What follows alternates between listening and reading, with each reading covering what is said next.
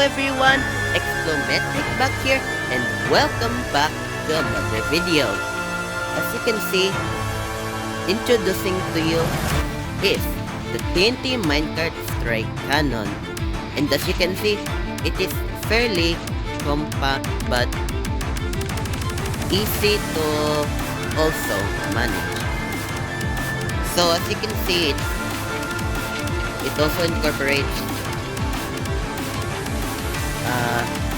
lazy acceleration, as you can see right here. For you to know, this cannon only sometimes probably work only in ranges of if your render distance or simulation distance only up to 4, because it has a limited countdown, but you can change it whatever you want. But for me, my simulation distance is 4 chunks, so or 4x4, so this is an okay amount timer for me to go to this area. So now, here is the cannon. As you can see, fairly complex with the and can basically fit anywhere. And this cannon is also recommended to be placed at max height limit for max range, because as you can note, TNT Minecart can last forever until collision with a block or an entity. So now I will teach you how to fire it. But for your information, while in the making of this video, for you to know that the TNT Minecart loader is still broken till the time I'm recording this. So what I'm Minecart just for. So now, all we have to do is to go here to the very back of the cannon, or known as the control area. There is this extra barrel for the TNT Minecart loader, but this only works in Java Edition. And that means, yes, this cannon is also Java Edition friendly. But why is this here? Because if you didn't know, right, stuck in one area is already enough to almost one-shot fully netherite maxed out player. But in Bedrock, that TNT Minecart stacking is just basically useless. So we just have one minecart payload. So now, to load the cannon, you can see that you can put between the Z-axis and the X-axis. So for the C, our input or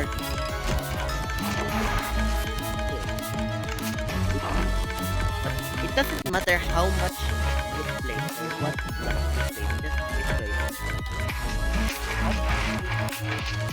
just refers to how much TNT you have. So with that, click go here to your designated waiting spot right here. And since my simulation distance has been set to 4x4 chunks, all I have to wait to do is just to wait here by 64 by 64. And after that, we have to wait for the clock to finish, and then it will soon start the sequence. But one thing about this is sometimes the player loader will probably not work. So there is a chance that when you load the chunks back, it will basically just be broken. Because you know guys, this is just the first prototype. So expect there's going to be like lots of bugs. But later on in future versions, I will try to fix it back. And as you can see,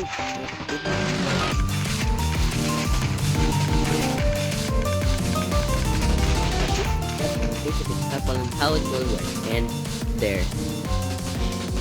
It can theoretically shoot any distance you want, but again, on the amount of painting according to your biometer, choose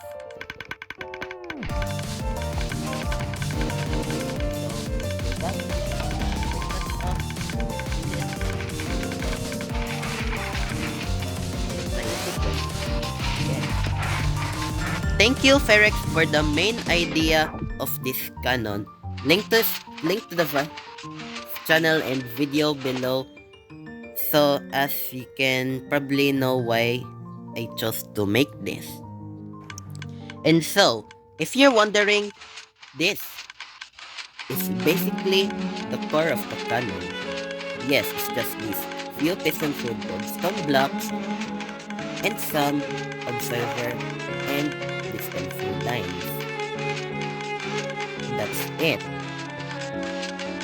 Because this cannon is actually very simple. Well, only in how it works. If you aren't aware about why I chose TNT Minecarts and why it's also a very good idea for cannon payload, well, as you already know by now, TNT Minecarts can last forever unless unloaded by the player's simulation distance.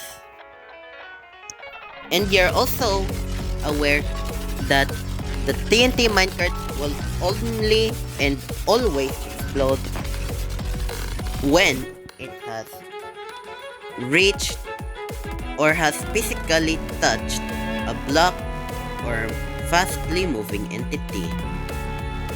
And if you do not understand anything,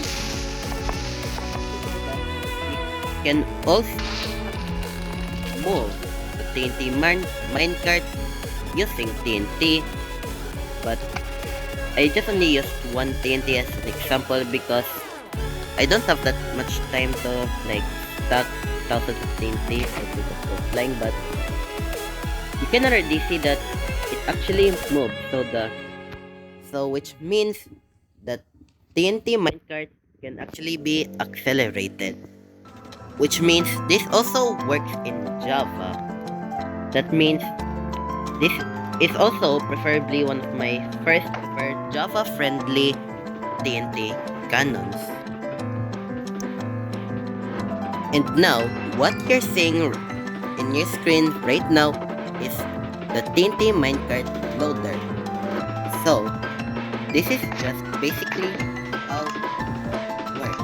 So basically, first you spawn your TNT minecart, which this, and then a redstone signal will be sent through here, which will activate this or deactivate this piston, which will retract the rail, and followed by a 2-tick delay, which pushes this block to here. And when that happens, the rail is already by here, which means it doesn't break. So, and the block is here, which means the tip. And how can you reset it? Well, basically, once this is off, this will crack, and then now you can reuse it.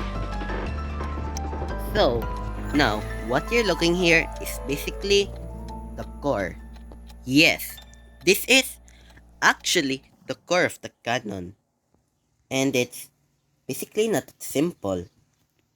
So how it works, just you put that's basically it. Well, you'll now understand what did I mean on like why this cannon is actually very simple in terms of how it works. But in redstonery, including in bedrock editions, aka bug rock,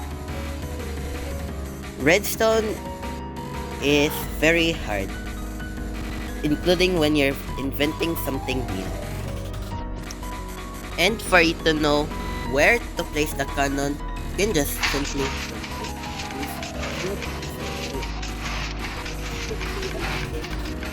you know spawn is here. And you definitely or probably did not know that this where I'm walking is actually chunk border.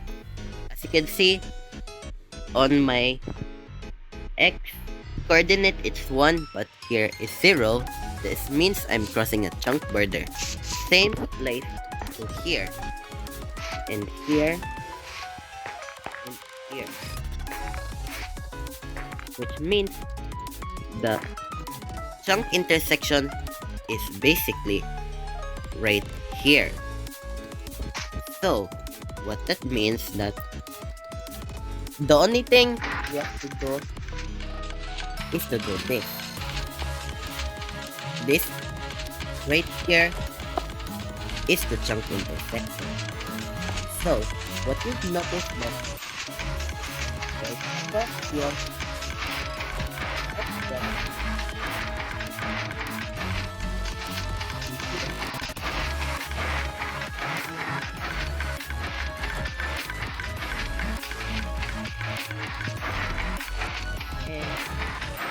you that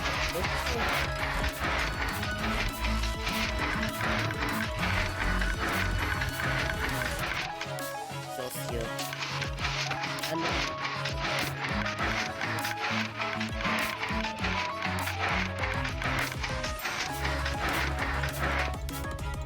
what I have to show, and that's all I have to show you. But before I end this video, just a reminder that I'm just a kid who's just trying my best to be successful in high school. And you probably now know by now that I'm actually prioritizing two things. This and my high school journey. Because since I live in the Philippines, high school is way harder to graduate. So probably after I'm making this video, I'm already now prioritizing my schooling. Especially that I'm just a kid, I can't make like those special like websites or Excel spreadsheets where you can like input where Canon origin and then input your target coordinate and then blah blah blah how much you need to put in order to reach that spot. Well, no, because I don't even know how to do that and I don't even have the time. And why can't I verify my channel to make better and longer videos? It's probably because my number won't even be acknowledged by YouTube because it will just say this. Even when I try both options, I just can't do anything. So, to people who's watching to the end, thank you so much because you're helping me to grow at least more popular and rising up into the YouTube algorithm. So thank you. And that's it, everybody. That's it, everybody. I hope you enjoyed this video and I hope to see you guys